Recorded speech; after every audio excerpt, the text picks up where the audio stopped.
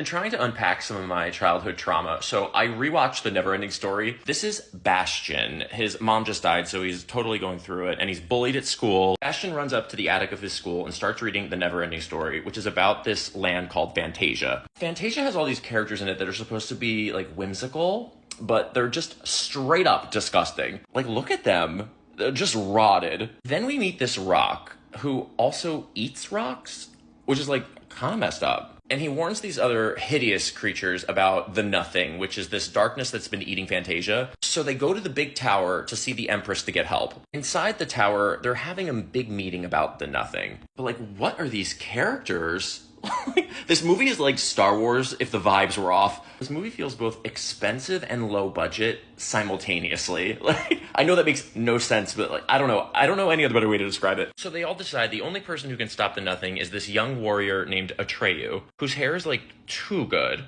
Like, the whole movie feels like a Pantene commercial. So Atreyu starts his journey, and he's pulling his horse Artex through this, like, quicksand. And the horse is like, I don't know about this. And Atreyu's like, you're being dramatic, let's go. And the horse is like, are you effing serious? Like, I am up to my saddles in this shit. So then Atreyu is, like, screaming at this horse. He's like, you have to try harder to get out. No, like, everyone knows the harder you try to get out of quicksand, the more you sink. So his horse gets swallowed up by the quicksand, and it's his fault. He's rescued by Falkor, who's this, like, dog dragon. Atreyu learns he has to go through these gates of judgment where they'll kill you if you don't believe in yourself. So they go to kill him, and then he just runs 30 feet and survives.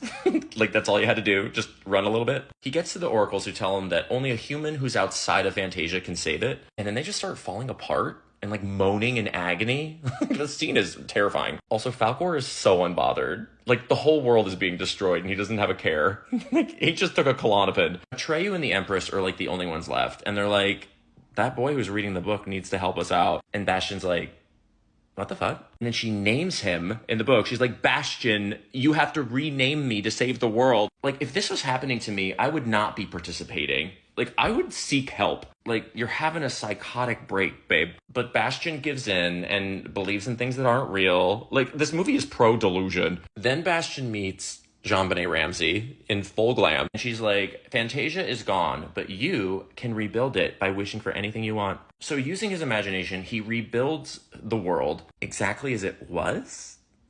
Like, I'm sorry, you have a chance to make a new Fantasia and you make it exactly the same? You're not gonna make it a little cuter? This hideous thing and a drooling snail. I don't know. Maybe he does deserve to be bullied.